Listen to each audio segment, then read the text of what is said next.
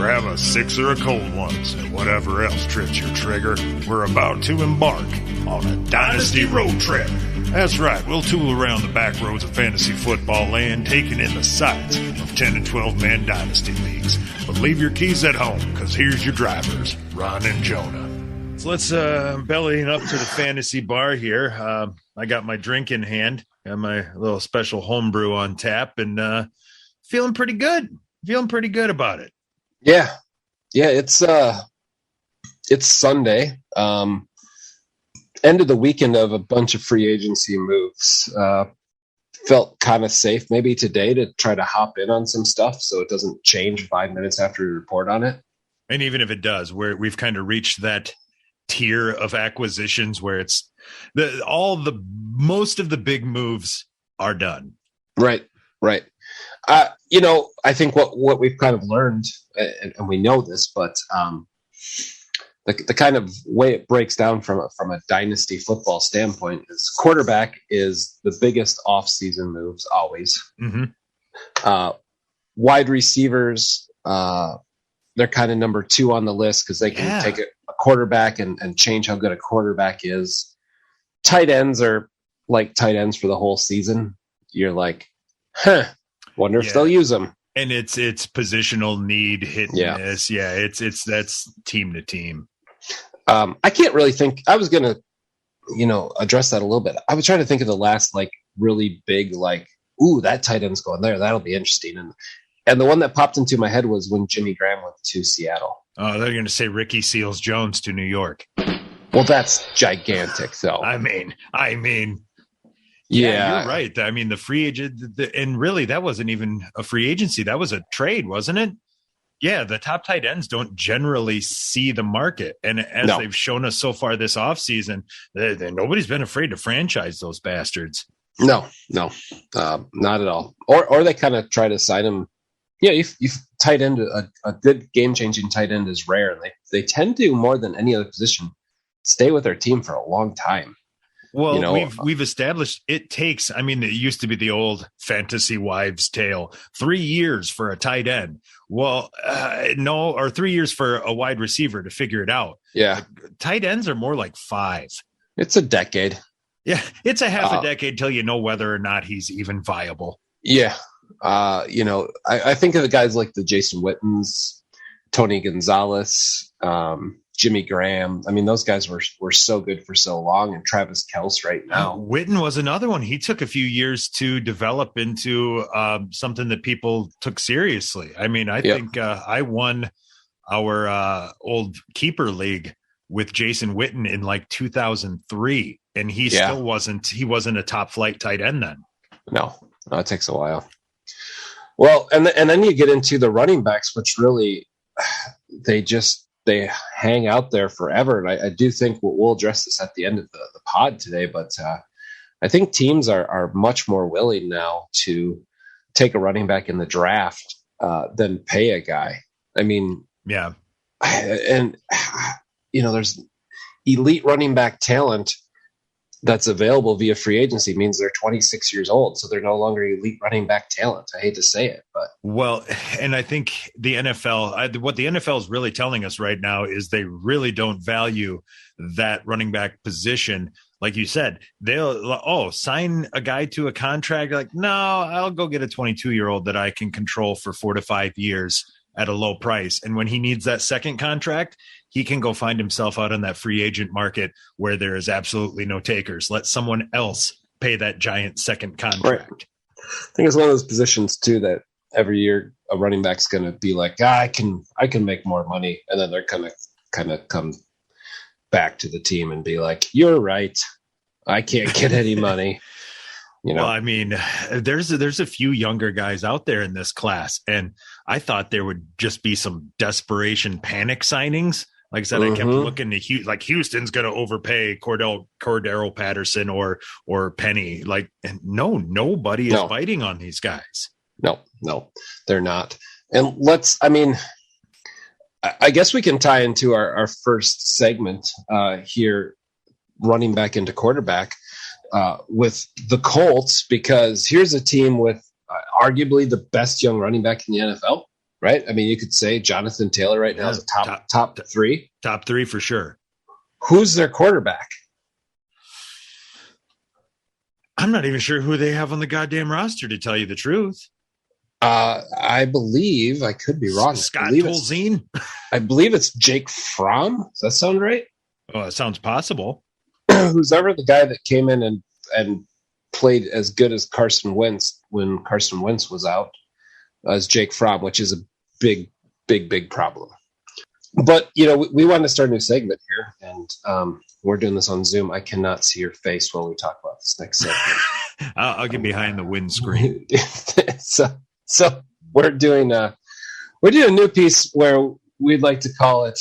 Well, you know how it goes. You get on Twitter and you see these guys, and they're like, every fan base, we're getting this guy. Have you heard this guy's coming in? Oh, we're about to sign this guy. Oh, God. I'm so excited. I'm so excited. Here it comes. He didn't come. He signed somewhere else. Premature acquisition. So I think there's no better premature acquisition than Jimmy Garoppolo being a Colt. I mean, it was talked about and guaranteed, and this is what was going to happen. I mean, even before Carson Wentz went to the Commanders, Jimmy Garoppolo was talked about being the next quarterback of the Colts. And we thought this well before we knew Russell Wilson would be a Bronco, well before we knew Deshaun Watson would be a Brown, before we knew Carson Wentz would be a Commander. So here we are. All these teams have shuffled through the quarterback carousel, and we have three teams that legit do not have day one quarterback on their roster yet. We have got the Colts, we've got the Saints, and we've got the Panthers. So I'd like to cover each three of those, and maybe we can make some premature acquisitions ourselves. Well, I already did that to you earlier. You did. Prematurely sent Winston back to the Saints, and no, I'm reading reports that's shit. I just did it. He did it. Yeah, you premature acquisition before the podcast, which is a premature acquisition. Right, which means I had to go shower off before we even started recording and put the whole thing back about 10, 15 minutes. And threw the rhythm all off. I don't recommend it. No, that's not good. So let's look at these three teams, and now that we know what's shuffled out, you and me kind of talked Jimmy Garoppolo here in this situation. Right. Your point was being that at this point, the 49ers might be sitting there and saying, we just need a veteran. We'll put Trey Lance out there, but we need to have Jimmy G on the roster. Right. I don't understand why they would do that. Because they've said for months that Jimmy G was on the block. They were planning on moving him. But unlike some of the teams you named earlier, going and locking up Brissett and and his brethren in that tier of quarterbacks, they didn't go add any veteran depth. And now it appears that they're still looking at trading their only veteran depth. So I don't see why they would part with him. And I don't understand why people would pay up draft capital and then have to worry about signing this fucking guy to a huge contract. It seems so prohibitive for anybody to pick him up. The only team I see out there that needs, like, the Colts need a quarterback. I mean, like the Colts were one Jacksonville Jaguar victory away from making the playoffs. They've got a good defense. They've got Jonathan Taylor. They've got Michael Pittman. They've got a good offensive line. They really are one of those teams that's like maybe a wide receiver and a quarterback away from being able to be a not just a playoff contender, but make a run 2 or 3 games in. And there's still a chance that they could technically upgrade on their quarterback from last year. So theoretically. So we're talking about the guys left out there. Right now you've got Baker Mayfield, who's clearly going to be traded. He was going to be traded before the Brissett signing, but that just stamped it. Yeah, he's gone. They went and got their veteran depth, right? Put behind, like, okay, All right, San Francisco, you get rid of any depth you have because we know nobody out there has ever gotten injured. So for the Colts, I see Baker Mayfield, still the Jimmy Garoppolo trade is still on the table. Ryan Fitzpatrick. I don't see that being a team that makes sense to be taking a rookie quarterback early in the draft. And not early, no. It just that's not the right place. So why don't you make a premature acquisition on the Colts? What do you think is going to end up going on there? I would. I keep looking to see Baker Mayfield show up on the Colts. He seems like a good fit. He definitely seems like an upgrade over Wentz. I think he's mobile. I think he's got a good arm. I think they've got enough pieces around him. I think he's better than Jimmy Garoppolo. It just comes down to a matter of, I think, how much they have to pay and what the price difference between those two is. But I agree with you. I think one of those quarterbacks gets traded into Indy because they're just too damn close to go to a rookie. Yeah. I'm going to say they still pull off the Jimmy G trade. And the reason why I say this is the 49ers spent so much unbelievable draft capital on Trey Lance. I know they'd like to have him sit, but my goodness. I mean, they have no first-round picks for the next 3 drafts because of it. And Jimmy G won't get you a first, but I could just see a scenario on draft day when the picks start rolling in and this, like, you know, that first round goes through.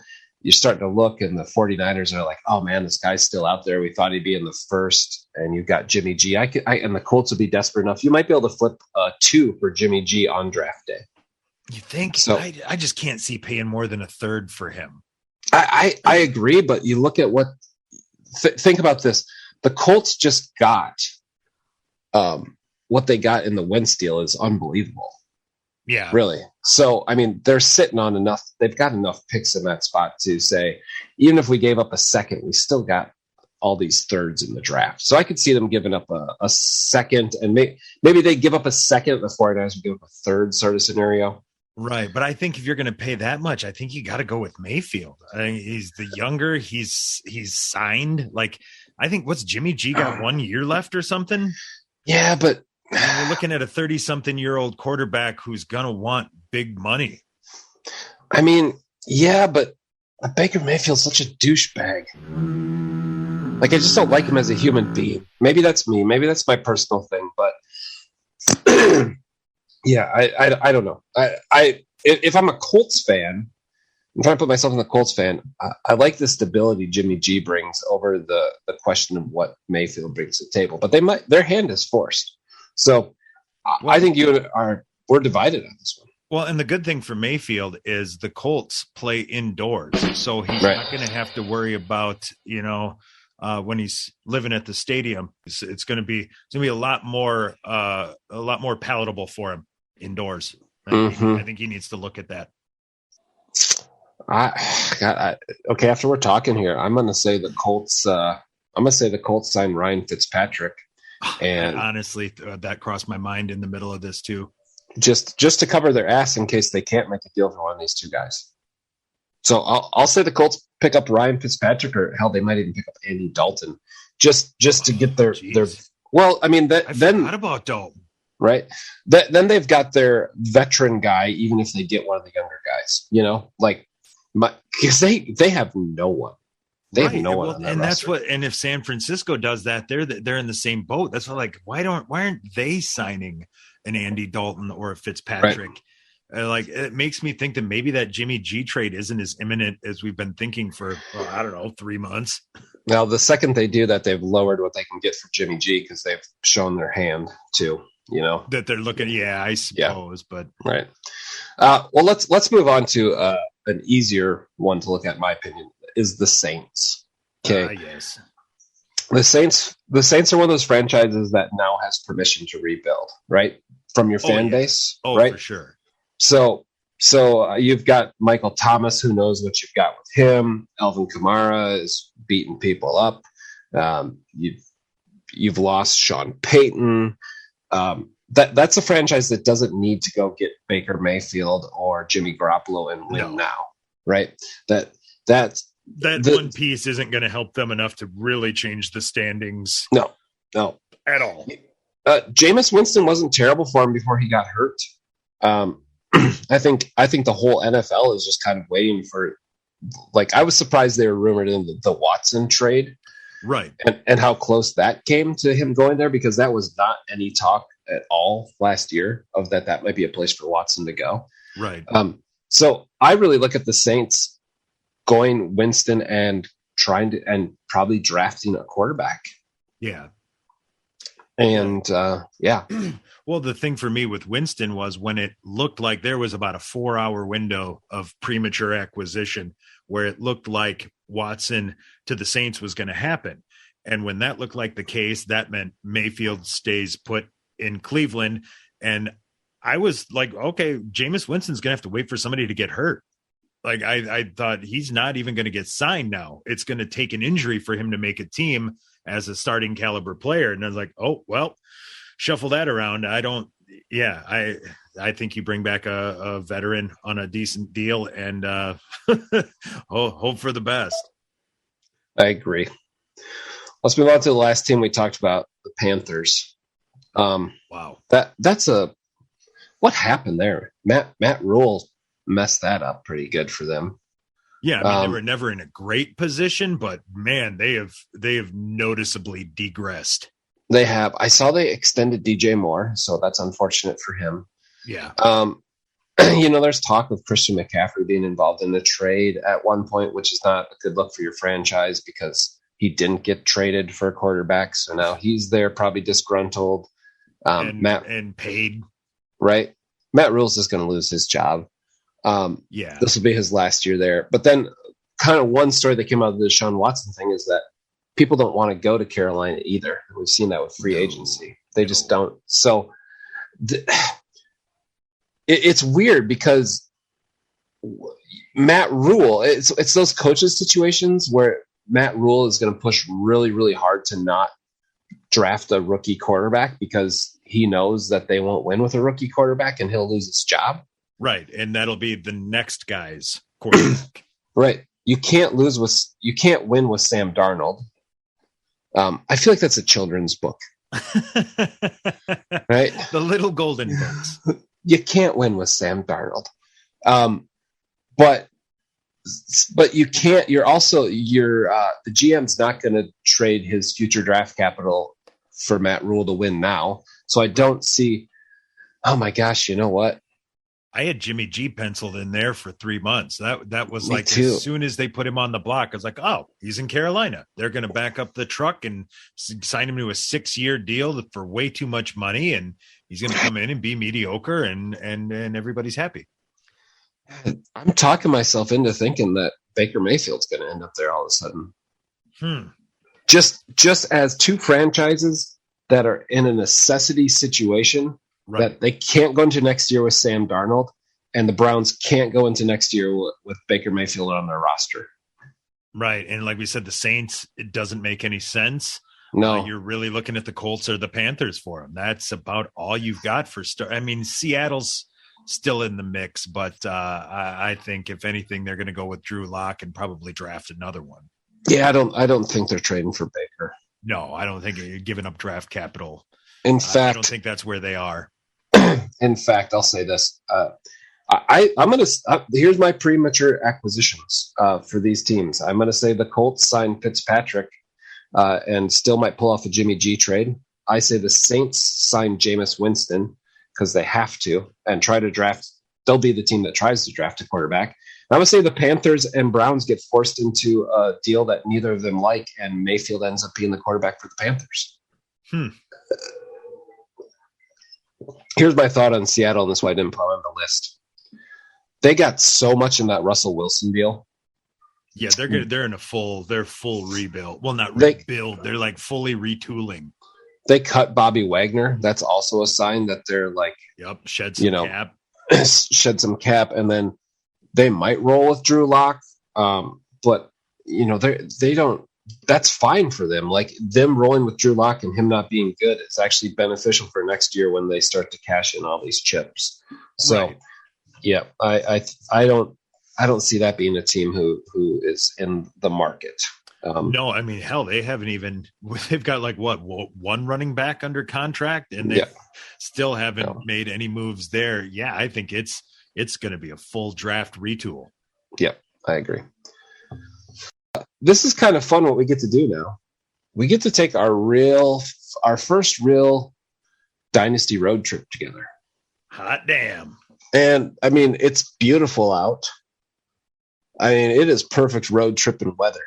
What do you think? You think we should fuel up, maybe grab one for the road? And I was just going to say that. I'm looking at an empty glass. I think I'm going to pay my tab here at the Fantasy Bar. And I think we'll get them to put one in a little styrofoam cooler for me or something as to avoid any unwanted attention.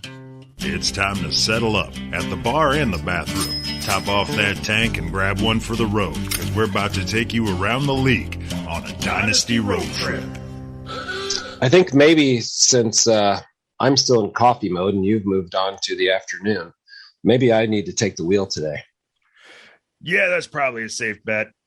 Yeah, I should probably do that. I mean, they're tiny beers, but I think I'm already on number 4. Nice. I am well into a pot of coffee, so I should be full on paranoid by the time we make our first turn. Well, I guess that makes more sense for the driver then. Yeah. I will be defensively driving. Actually, offensively driving is my favorite way to drive. Yeah, it's a good point. Remember I had this theory when we used to road trip that you don't wait for the raccoon to hit your car. Right. The best you drive defense, towards the raccoon. Yeah. The best defense is a good offense. Yeah. So we would, I'd be chasing vermin. Get out of the road, you son of a bitch. They move quicker when you go at them. Otherwise. They do. They sit there paralyzed with fear, and then they just get run over and it becomes a whole thing. I think I'll start the road trip with some music. And what better music to listen to than head up to Buffalo to listen to a wonderful barbershop quartet. We're going to shuffle off to Buffalo. We're going to shuffle off to Buffalo. And for those of you who don't know out there, with my reference to a barbershop quartet, is that the Buffalo Bills are actually named after a barbershop quartet known as the Bills back in the day. I did not know that. You did not know that? I did not know that. That is a true story, sir. The Buffalo Bills are named after a barbershop quartet. And nothing more terrifying than that. Yep. The Buffalo Bills were a barbershop quartet from Buffalo, New York. Okay. 1947. Predates the football team. A football team formerly known as the Buffalo Bisons also changed its name to the Bills around the same time. The name proved popular enough that the current Buffalo Bills team also picked up the name that they debuted 13 years later. Okay. So they're the source of the whole Buffalo Bills name, and it's been kind of aggregated over the years. Well, that is interesting. Well, then I guess we can leave that in there. Yeah, it's true. Good enough. Let's go up to Buffalo. Here's a franchise that's in great shape. They didn't really have they were one overtime rule away from possibly moving on, right? So from a dynasty standpoint, we're going to go through any kind of offensive player that they've signed outside of linemen that would have any impact down the road. So we'll just go over some pieces. They've added Case Keenum to replace Mitch Trubisky.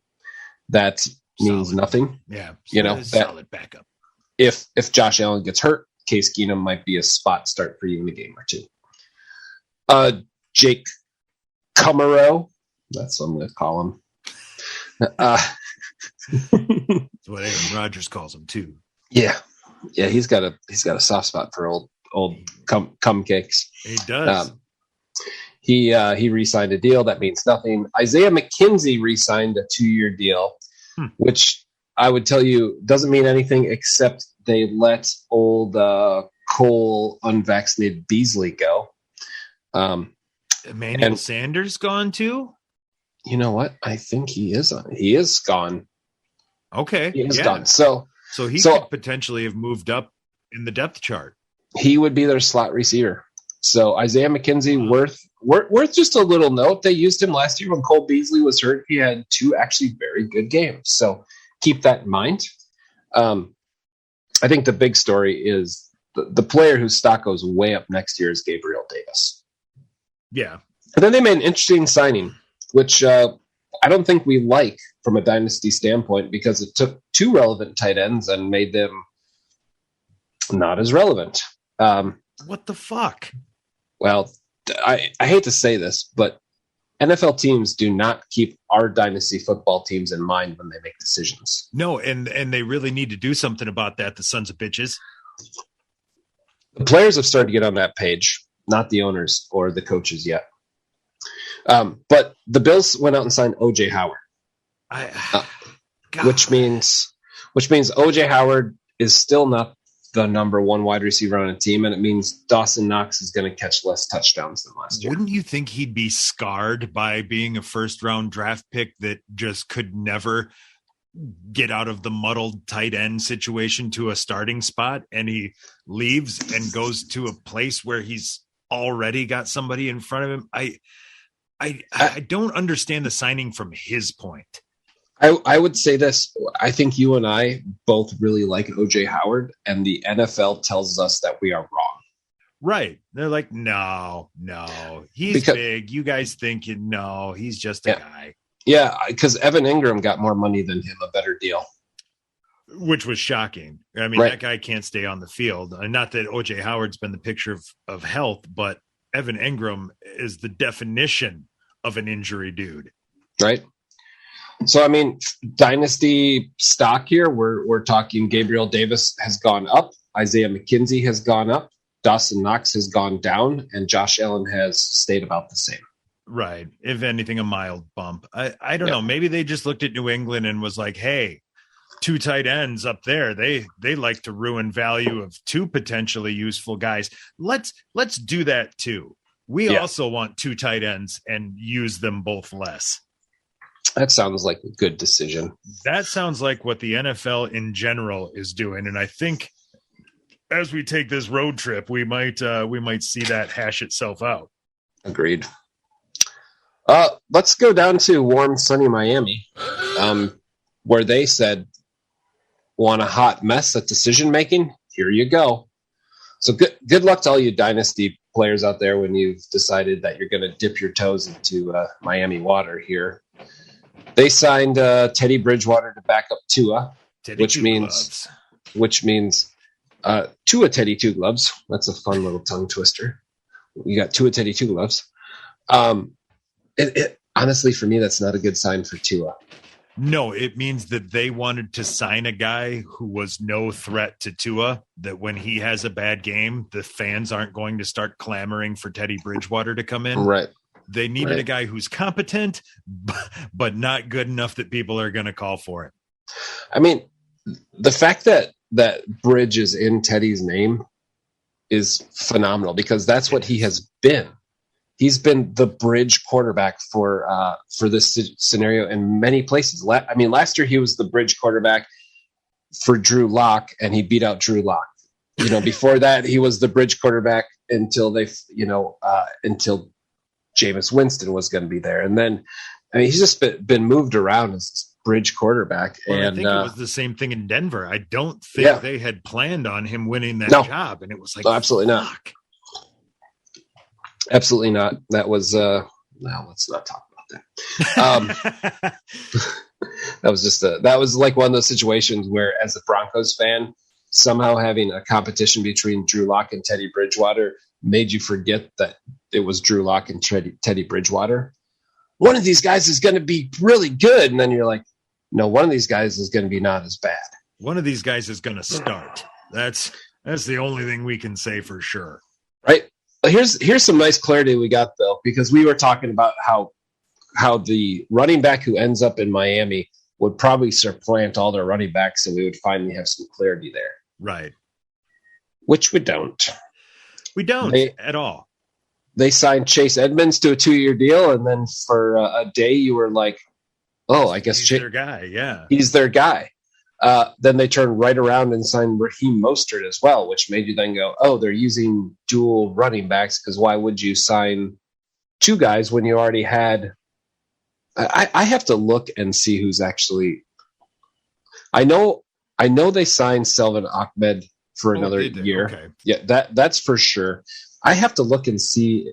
I believe Myles Gaskins is still there. Gaskins, yeah, he's signed. Because I Right. said a couple weeks ago, I had a guy who was going all in on Gaskin. He's my number 3 dynasty running back coming into next year. And I'm like, dude, are you fucking serious? You're going to come in February and anoint your 3rd best fantasy dynasty running back for next year? Like, he's already 3rd on the fucking depth chart. It hasn't been a month. Like, how about fucking calm down in February and try not to be a fucking genius, okay? What's happening to Miami is, their coach came over, Mike McDaniels came over from the 49ers, and I feel like they're trying to do what they did there, where they're like, let's get 6 guys. Who's ever not injured will be our starting running back forever. So I believe the starting running back for the Miami Dolphins next year will be a 6th-round pick in this year's draft. I talked to a Dolphins fan, and he's excited about all these signings.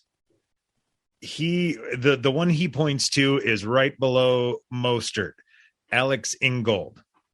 He said, and I don't know anything about him, but he's apparently another San Francisco guy, along with Mostert and they signed another wide receiver from the 49ers as well. But he said he's basically one of the top blocking fullbacks, because I mean, he's got to be, because I think there's only 3 left. But essentially, he said that to him, the Edmonds Mostert signing, along with the guys they have on the roster and bringing in Ingold, tells him that they plan on ground and pound the ball up the middle and taking the pressure off of Tua. That is, it's an optimistic viewpoint, but that's a downtrodden fan who's got to get excited about the fullback. And I think that kind of goes without saying when you say Miami fan. I have not heard anyone get excited about their fullback in a decade. And I didn't know that they'd even signed this guy. And he's like, yeah, they signed Mostert's fast as hell. Edmonds is fast as hell. They got a run blocking fullback. Like, I guess. That's really cute. Listen, then they were like, all right, well, we muddied up the running back room pretty well. Let's see what we can do with the wide receiver room. So we know Will Fuller's gone. Yeah. I believe we know that Waddle's there. We look at Miami right now, and we're talking about Parker and Waddle being your top 2 guys. They re-signed Preston Williams, who's a guy that actually had a lot of promise before he got injured. And then they brought in Cedric Wilson, and they brought in another San Francisco guy, Trent Sherfield. Juice that baby all the way up, Cedric. Of those guys, Cedric Wilson got the most money. I was actually kind of surprised that Dallas let Cedric Wilson and Cooper go. But I really think, and then they franchise tag Mike Gesicki. So if I look into last year, who was fantasy relevant on the Dolphins, it was Jalen Waddle and Mike Gesicki, and they made all these moves. And I think who's fantasy relevant on the Dolphins this year is Jalen Waddle and Mike Gesicki. Right. Agreed. I mean, unless you own Chase Edmonds or Raheem Mostert already, you've got to hold on to those guys, especially Chase Edmonds. But you're not going to go out and get anyone on this team. No, I mean, even if Mostert's on the wire, he's 29, coming off back-to-back season-ending injuries. If you wanna gamble around in that, be my guest. You will not have to worry about me snagging him out from underneath you. Yeah, Mike McDaniels was friendly to his former players, wasn't he? I see that now. Yeah, he really brought in a lot of Niners. So it's it makes me kind of wonder how this is going to go. Let's go down to the Patriots. They've stayed pat. Oh, I see what you did there. Yeah.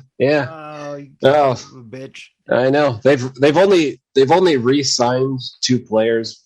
Neither of them. One completely not fantasy relevant, Brian Hoyer. Well, yeah, but that was required. You had to, and so is the running back. They also re-signed James White. Right. So those two signings, they really don't mean anything because the Patriots are required to have Hoyer and White on their roster. What's more surprising to me is that the Patriots didn't do anything wide receiver market.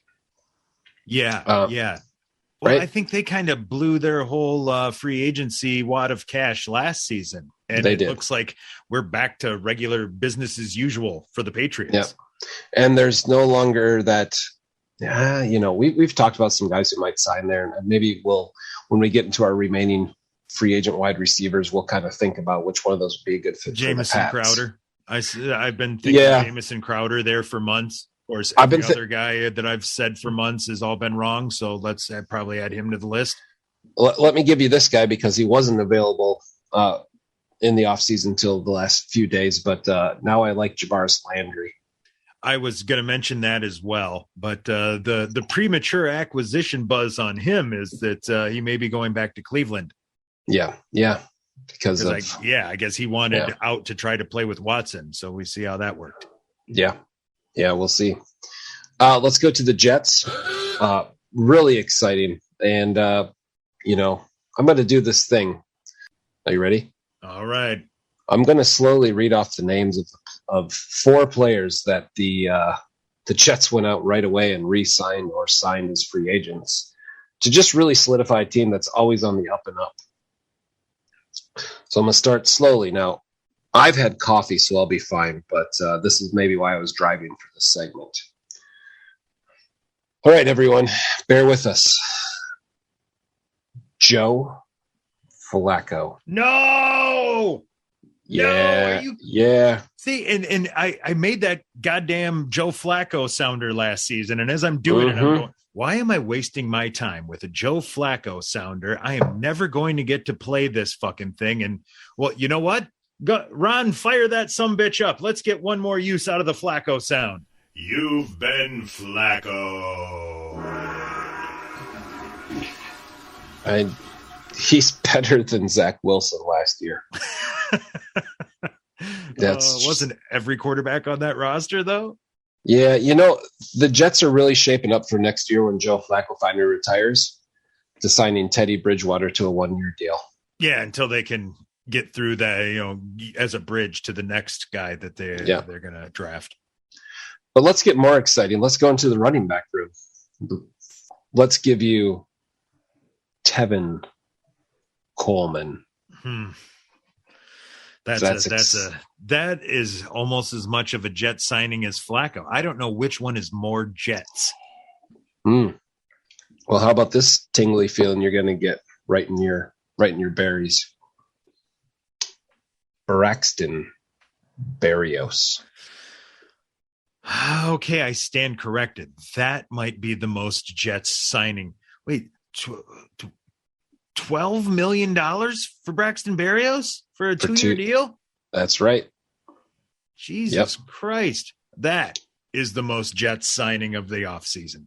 Mm-hmm. Yeah. But then we get exciting. They had to remake the tight end room. They went out. They had a plan. Right off the bat, they go out and they get 2 just monster tight ends. Oh, yeah. You gotta have 2 tight ends, right? The Patriots did it, and they were mediocre. So, yeah, let's everybody get on board. So if you can just stay awake through the first guy, the second guy is pretty exciting. The first guy, Tyler Conklin. Oh, wow. That's the Jets making a splash right there. Look at that. You wonder how a team can have better starters when you look at the bench and you say, why would you not be starting Joe Flacco, Tevin Coleman, Braxton Berrios, and Tyler Conklin and win a Super Bowl? I feel like they just re-signed their entire starting offensive unit. It's pretty gross. And then they went out and got one of our show favorites, CJ Uzomah. Oh no, they didn't. They did. Oh man! And not only that, they gave him a 3-year deal worth $24 million. Just when I think the Jets couldn't possibly do anything more stupid they go and sign Uzuma and completely redeem themselves. They certainly do, because CJ Uzuma will be 33 years old when that contract expires. Wow. He's 29 already. Yeah, and like I said, it takes them 5 years to even be viable enough to know their names. I mean, AFC Championship CJ Uzuma. Okay, so, usually those tight ends blossom at about year 29 when they have a all-star young quarterback. It's usually what you're looking for. So, if you connect the dots, look at how good Joe Burrow was with CJ Uzuma. Zach Wilson's probably going to follow suit. Well, the big hope is that Joe Flacco gets out there, and then we really see that Uzuma value spike. Flacco to Uzuma. I know. I've had dreams about it. We've been waiting a decade. The gypsy lady was right. Let's move over to the AFC North. Here's a first team who's changed nothing in their offseason, and that is the Baltimore Ravens. They have really not lost anyone, not gained anyone, but what they've gained a half a dozen running backs back from injury. Yeah, right. That's a solid addition right there.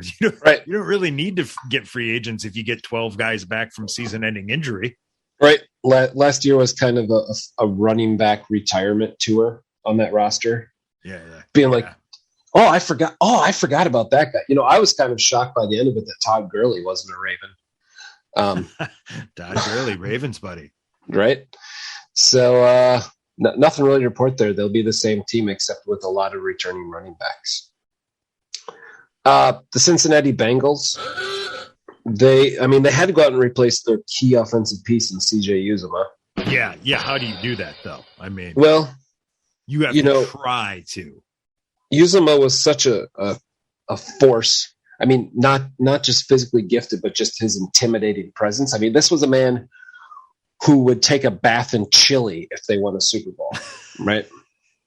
So what better way to strike fear into your opponents than to put a pasty, red-headed, long-flowing lock of a man, Hayden Hurst, out on the field? Oh man, remember the 10 days a couple of years ago when he was worth something? That was a fun week and a half. I do. Remember when him during that? Yes, I did. You got somebody to pay for that, you son of a bitch. I did. I flipped Hayden Hurst right away. Well done. Yeah. I mean, the shocking thing on that is that Hayden Hurst was drafted before Lamar Jackson in the first round. Oh, wow. He so really I look at that and say, I have no problem with that. If you're just looking to replace CJ Uzuma, you got Hayden Hurst on a 1-year deal. You had Drew Sample there already. He got hurt. He was not totally back from his ACL injury this year. But no way should you be a Super Bowl team that needs offensive line help and you go out and pay CJ Uzuma a 3-year, $24 million. That's not helping anyone. Right. Because he had a stretch where he caught 92% of his, 3 targets a game. Yeah. Like, he was so efficient. He was catching everything thrown at him, and he was barely viable when he was hauling in 91% of all of his targets and having a spike in touchdowns. Yeah. Like you can only be less efficient than he was during the first half of last season. Yep. No, it's true. That was crazy.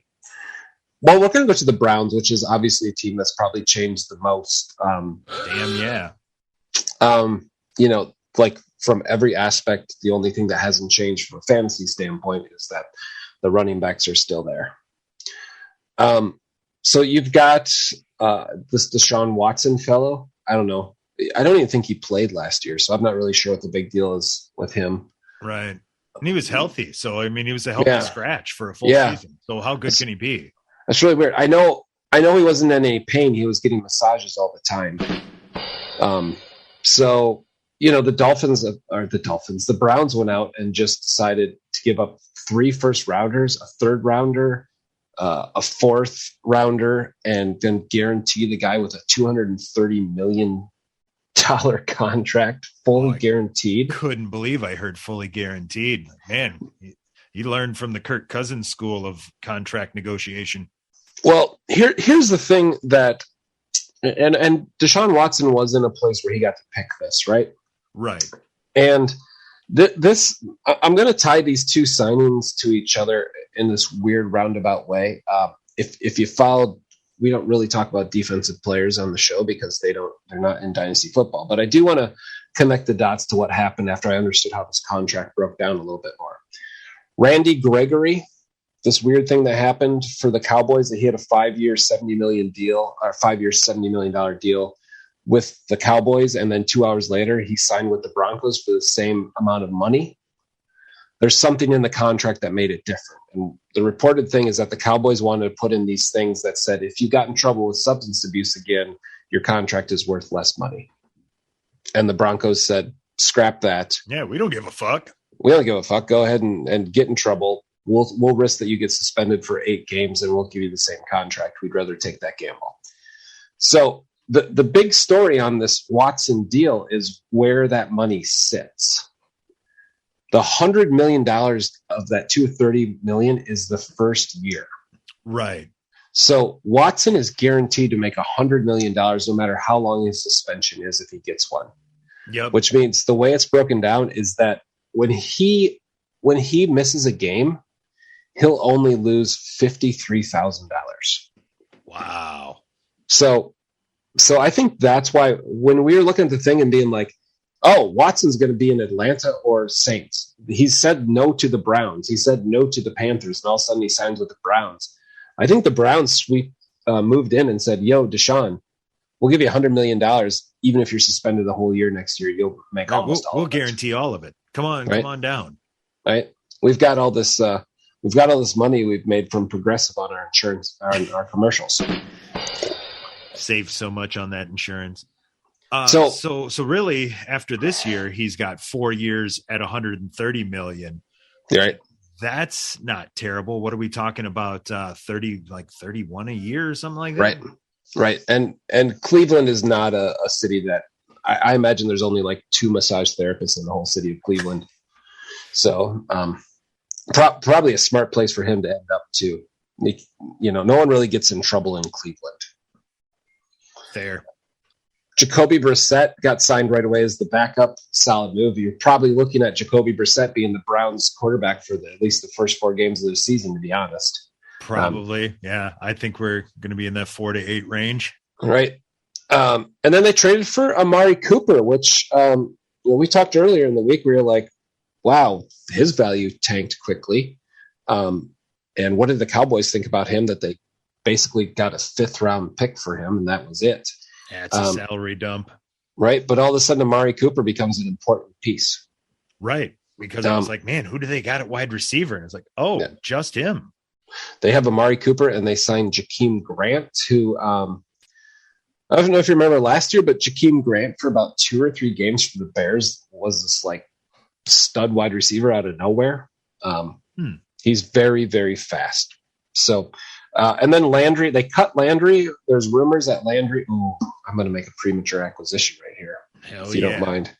Let me go grab a clean sock and we'll talk about this.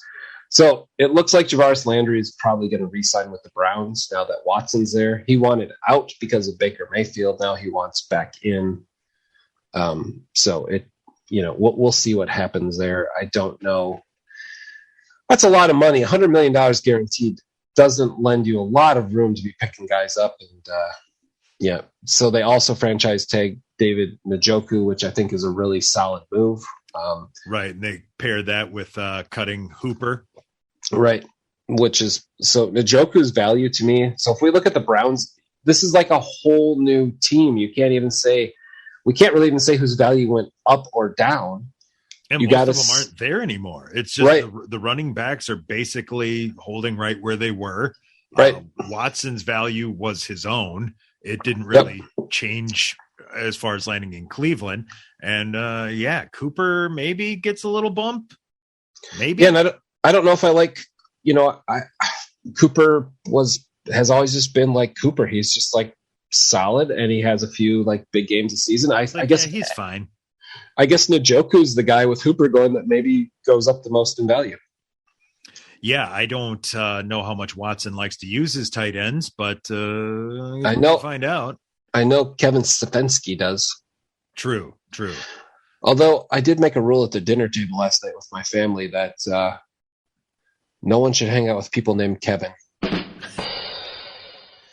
Let's move down to the Steelers. I mean, this is your team. Hell yeah. I like the signing. I have a guy at work who's a big Steelers fan too. He was like, I'm not sure how I feel about Mitchell Trubisky. And I was like, You're not?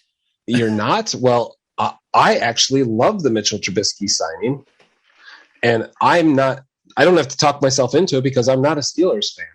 I love the Mitchell Trubisky signing just because it's a really great deal. 2 years, $14.25 million to get a quarterback at $7 million a year. Unless he's really good, it goes up to $27 million. Right. In a draft where, there's no great rookie quarterback, and the cost of trading for a decent quarterback is giving up the next few years of draft picks. I love giving Mitchell Trubisky a shot here, and I think it's a savvy financial move to do so. Well, the big thing with that is it's even less about Mitch Trubisky as it is about what was it going to be without Mitch Trubisky, and that was Mason Rudolph fighting it out with Dwayne Haskins. Good God. And I mean, just having Trubisky there to be like, okay, I'm fine with Rudolph being my backup, but that's it. So, yeah, I mean, the position we've got Trubisky, Haskins, and Rudolph all under contract for less than we were just paying Ben last year. We saved some cash. Things are in much better shape than they were 3 weeks ago. I was worried about a real couple of down years, and I feel like we're back in the mix. Right. And now you have behind Trubisky, you've got Dwayne Haskins and Rudolph battling for the third spot or second spot, really. Right. I mean, Dwayne Haskins, I don't love re-signing. I'll say that. I like that. Yeah, I thought that was a good deal. I mean, he's another, like Trubisky, another guy who had first-round athletic talent.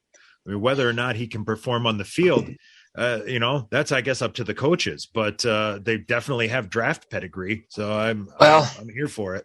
Let me give you my Dwayne Haskins take. You don't need him to be great. He signed a really small deal, and there's a chance that Dwayne Haskins doesn't make it out of training camp. He's going to take a big step forward. So let's look. That's your only offensive signing besides you guys signed a lot of offensive linemen, which is exactly what you need to do. And I think the thing that Trubisky brings to the table, why I like the signing, is he has the ability to scramble. And you guys are going to need a year or two to rebuild that offensive line. More than likely, yeah. Why not get a cheap scrambling quarterback who has a chance to be your franchise quarterback and not draft a rookie in this year's horrible class until you know that you've got a rookie who has an offensive line that gives them a fighting chance. So I think it's a great move. You've kept your wide receiver. No, you haven't, actually. That's changed. No, we lost Juju. And you lost Washington. Yeah, Washington never really saw the field, though. You've got Chase Claypool and Deontay Johnson, and I hate to say it, but the history of the Steelers, you're drafting an All-Pro in the second or third round this year. Or maybe the fourth or fifth, or maybe one in each. Right, and you've got Freiermuth there who will get more targets this year as he comes along. So I think Mitch's value is probably higher than Ben Roethlisberger's. Clearly from last year. Probably fair, yeah. I mean, we had a lot of discussions last year on can I cut Ben? I don't think we'll have that discussion as much as Trubisky, just because what his feet bring to fantasy football. Yeah, I think him and Rudolph and Haskins all do have a degree of that. Rudolph, underrated runner. Yeah, I do agree. Oh, good God. Let's go to the Houston Texans. So we're looking at these signings together. There's absolutely nothing that happened there that is exciting whatsoever. They re-signed Jeff Driscoll, Royce Freeman, and Chris Conley, and Pharaoh Brown. Ooh, and wow. Yeah, I could have read those slowly to you as well, and we would have been able to take a nap. I think the interesting thing that happens with the Texans, and you'll notice, I noticed it when we made our list of teams that need a quarterback. We never think about the Houston Texans because Deshaun Watson was their quarterback. They actually are they going Davis? They're going Davis Mills next year. I mean, there's no talk of them looking for a quarterback. No, they've got a young guy who's got a cheap contract. They're a dumpster fire. Right? Why would you invest money in a position that no, we're going to roll with this. So I don't even think the Texans, I think they have so many pieces they need. I don't think they're going to go quarterback high in the draft at all. I think this is a team that probably has to rebuild that defense, and Davis Mills will probably be the starting quarterback. I picked him up in a dynasty at the end of last year thinking, hey, why not? You know? Yeah, I grabbed him a couple of times in a 12-man and wound up cutting him because I just didn't have room to stash that many quarterbacks. But yeah, he's a guy that made it onto my radar. He had a couple of good games. He did. I mean, I think his best games are far better than Tua's best games. Yep. Of players that I like more on that team last year than this year, I do like a Davis Mills, and I also like a guy by the name of Nico Collins, who was a rookie wide receiver last year. Yeah. Where I got to look this up. I'm not really sure. Where is Brandon Cook still on that team? He's still there. I mean, that can't last. He's already played 2 full years there. So NFL rules dictate he has to leave. I don't know why he's still there, but I anticipate that changing. I'm trying to look at his contract, but it's still the Rams contract. He's been moved around. The internet can't keep up. Oh, let's see what this says right here. He should have 1 year left, I believe. We'll say Cooks is going to be there for all we know at this point. That's enough of the Texans. Oh, more than enough. The Colts, they've done nothing offensively, and we've already touched on their quarterback situation. They re-signed Mo Alley Cox. Oh, I love Cox. Oh, I know you do love Cox. Oh, just can't get enough. Give me more Cox. I'll take Mo Cox any day. Mo Cox to the Colts. Yeah.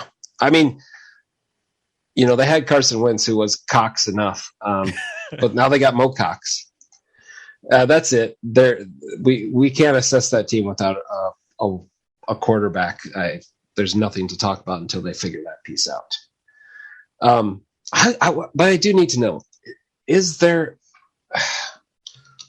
Colts depth chart? Is it really? I think it's Jake Fromm. Any guesses? I keep wanting to say fucking Tolzien, and I know that's wrong. Oh, it's not even. I'm wrong. Jake Fromm's not even on there. I got the wrong guy. It's Sam Ellinger is the guy I'm thinking of. Nah, Ellinger. Who the fuck is Jake Fromm? Is that a person? Yeah. Oh, he's in the XFL. He's a Bill. That's what it was. Yeah. That's right. That was one of their signings as a backup or something, wasn't it? Yep, I got that wrong. Okay, so Sam Ellinger. That's exciting. Ellinger, Tolzien, same thing. Yeah, moving on. Whoever they have will be better. Let's go to the Jaguars, who... Christ. They got some players that were the equivalent of the players they had, but they paid them a lot more. Yeah, apparently they're just going to run 4 slot wide receivers out there. Yeah. That's the plan. They signed Zay Jones, which is pretty boring. They signed Christian Kirk to way too much money. Stupid fucking deal. Way too much money. $84 million for 4 years. $37 million fully guaranteed. I mean, that is... He's been, what, below okay? I mean, when you're not people kind of... His, stats from last year are just not that impressive. Or considering any other year. He's 5'11", he's fast, but I mean, yeah, he's another slot guy. I mean, good for him. 77 catches last year, 5 touchdowns. I mean, with Kyler Murray. I mean, and that's his best year by far. By far. So by far. It's a lot of money for a dude that I think Christian Kirk's one of those guys where if you have a good quarterback, it makes that quarterback better. But I don't think Christian Kirk makes Trevor Lawrence better. I think Trevor Lawrence makes Christian Kirk worse. I think that's just a chef's kiss of a perfect Jacksonville signing. Like that's what did we get? 4 years, 72 million, half of it guaranteed. Right. Oh yeah. Perfect. Well done. Where they could have signed, I know they're different players, but they could have signed DJ Shark to 1 year, 10 mil, kept him. They have Laviska Shenault already. And the premature acquisition on him is that they may be shopping him. Right. And they've got Matt Jones. Good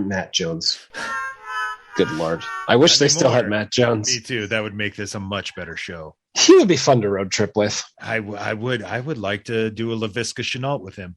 Oh, I believe many people have. So hey, that's a hot mess. And again, at the end of the day, it doesn't matter who goes there until we see what Trevor Lawrence does with a decent coach. Well, and then they sign Evan Engram, who's the bulk of his interest in the free agent market was as a slot wide receiver. Yep. He's 6'3", he's a good size, but like I said, for this current crop of mutant tight ends, he's kind of smallish. Right. The Giants used him in the slot a good portion. He's another injury prone dude. It's like they just they're gonna, I don't know, maybe they'll just run a whole bunch of slot guys out there. Well, I will say we don't talk a lot about their signings, but they did sign Brandon Scherf, who's probably one of the best guards available in football. You can see they're trying to rework that offensive line. The one thing I would say about Christian Kirk going there, I mean, way too much money, but what Trevor Lawrence what he did in college was he was really good at throwing it short and having stellar performers, and Christian Kirk fits that bill. And last year it seemed like Trevor Lawrence is just trying to throw it deep over and over and over. So I think they're trying to build an offense that is short passing and improving their offensive line. That being said, unless you own Christian Kirk, actually, if you have any thought that Christian Kirk might actually be decent, you might be able to get him cheap right now because someone who owns him is depressed. I don't know. I think that's going to go the opposite route. I think fantasy Twitter is going to shit themselves over. Here comes Christian Kirk, wide receiver 1. If you got him, I suggest fucking dealing him right now to some guy who's got that preseason stack of dimes going. And let him overpay for a guy that's probably going to not produce anywhere near that contract. I agree. Let's move down to the Titans. They made a splash on Saturday night. They signed they traded for Robert Woods. Bobby Trees. For a 6th-round pick. This doesn't always feel like it does. It always feels like an insult to these players when you're like a 6. A 6, like Amari Cooper was basically a 5th, and Bobby Trees is a 6. Like, how dare you, sir? I demand satisfaction. Yeah. What do you tell your friends when you're Bobby Trees? Well, he's injured, so I mean, it's true. It's true, and I think that's the only reason they get him for a 6 is that they're going to have to hold the bag on that one and hope that the rehab goes well and that he's back in a reasonable amount of time. I don't know what his contract looks like, but hopefully there's a few years to at least let him try to recoup the value. Well, I mean, basically Woods replaces Julio Jones, which is a totally different wide receiver, which is probably beneficial to Tennessee because I think what they ended up last year when those few games that Julio and Brown were both healthy, they just had guys that you want to throw it long to, and they lacked the underneath stuff. So you can see their signings. Austin Hooper and Bobby Trees are what they've added, and those are all short yardage guys. Austin Hooper is definitely a short yardage guy. Yeah. Hey, last year we weren't very good at 4-yard passes, and they're like, well, because we had Derrick Henry, because he's a 4-yard pass. So I don't like Bobby Trees' value there just because they don't use it. I think it's a fine thing, but his time of being fantasy relevant is probably over, as is probably Austin Hooper. I could see just the way Tennessee likes to throw to the tight end in the red zone. Austin Hooper might be shit with their tight ends last year. Yeah, they had, but who was the guy they had? Shit. I mean, who was that white guy they had? I'm forgetting his Anthony Fisker, Ferkser or something like that. Ferkser. I mean, he's a poor man's Austin Hooper. Like, you know what? You just made the list. Yeah. Not worth the list.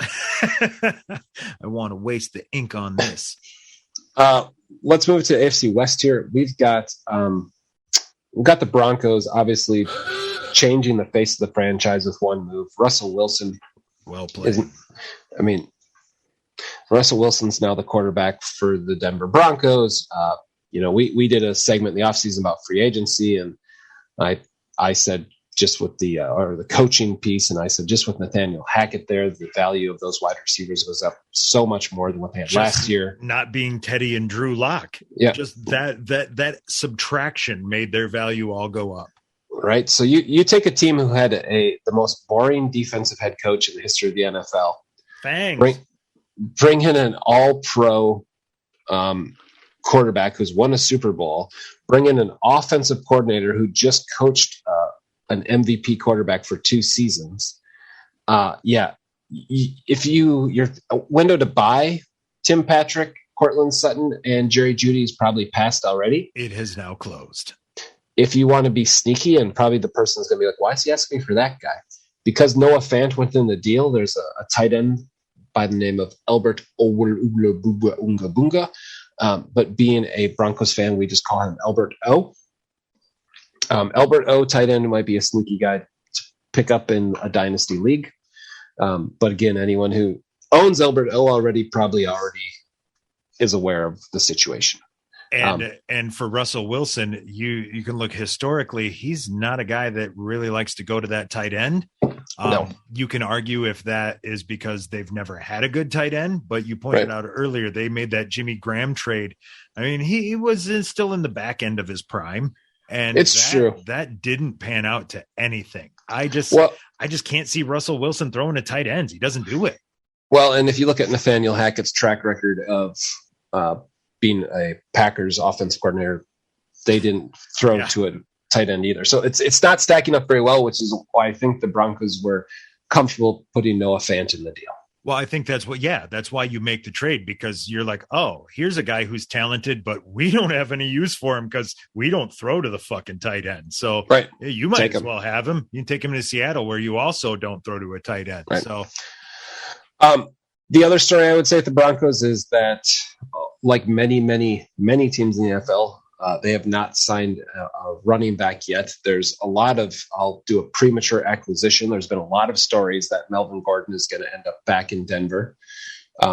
Javonte Williams is going to be a stud regardless. Yeah, even if they split almost 50-50 last year. Even if Gordon comes back, even if the timeshare stays 50-50, which it won't. I mean, even if it's 60-40, Williams' arrow is pointing up. Yep, for sure. We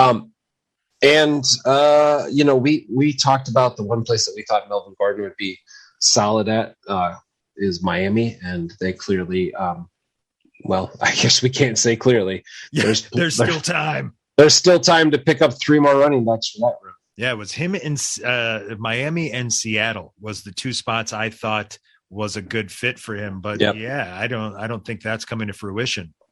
I don't believe so. Let's go to the Chiefs. They made one move in the offseason. They've signed Juju Smith-Schuster. I love that. I love that deal.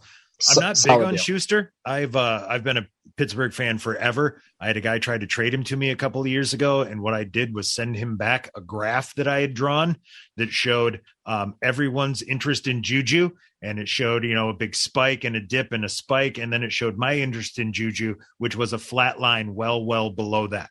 I know what he is. I know who he is. He's a good player. I'm not paying for him. No, I'm not fucking paying for him. And we've a few times been deceived by that guy in this role being a huge, like, if they could just get another, but that's not how they operate. Like they switch out guys. They kind of play it like the Patriots outside of Tyreek Hill and Travis Kelce is like, we're going to scheme. This is a Pringle game. And this is a, Sammy Watkins game, or they had Josh Gordon in that role last year. So I like Juju Smith-Schuster's value to go up, obviously higher than in Pittsburgh, but I still don't trust that the Chiefs are going to use him consistently. But you never know. But, here's the thing we mentioned on the pod the other day. is last season, the way teams schemed Kansas City defensively, they were basically taking away the deep shit and daring Mahomes to throw short and intermediate stuff underneath. And Mahomes was like, I still want to throw deep though. So he was trying to force these deep balls down the field to his big, speedy wide receivers. If you get a guy like Juju who can work the underneath and intermediate routes, I think you start to see Mahomes take what defenses are giving him and work it to somebody like Juju until he can get a shot open to a wide receiver. I think his role is really to open up the field, spread the field and open up the offense. And I don't know what his numbers are going to be, but I think he improves the team's offense as a whole. Yep, I agree. We're going to move on to the Chargers, the Raiders. They've made one huge splash over the week. Wow. They traded for Davante Adams, which I think was absolutely shocking when it happened. Now that I get the backstory, it's a little less shocking. Well, to be honest, acquiring 30-year-old Green Bay wide receivers has worked out so well in the past for the Raiders. Yeah, so I mean, why not try another 29-year-old wide receiver? Because James Jones and Jordy Nelson and who was the other one? Javon Walker ended up in Denver. Yeah, they've done it like 4 times with Green Bay wide receivers that were 28 plus, and it has not gone well. I'm going to go the opposite route. And I didn't know the backstory. I just saw the splash. I was like, oh my God. I mean, it's a ton of money to spend. And I'm only going to look at from a dynasty standpoint. If you have Adams, you have Adams. If you don't, right. He's at 29. He's too old to give up the capital you need to get him on your roster. This kind of reminds me of like near the end of Terrell Owens' career, right? Where you're just like, I can't not have him on my roster and start him, but I can't get anything for him because everyone knows. Yeah, you only got too close to the end. Right. But what I did not know when the trade happened is I did not know that Davante Adams was a lifelong Raiders fan. I did not know that piece. Okay. I did not know that Carr and Adams were college teammates. Okay, that I had heard. I didn't know that piece.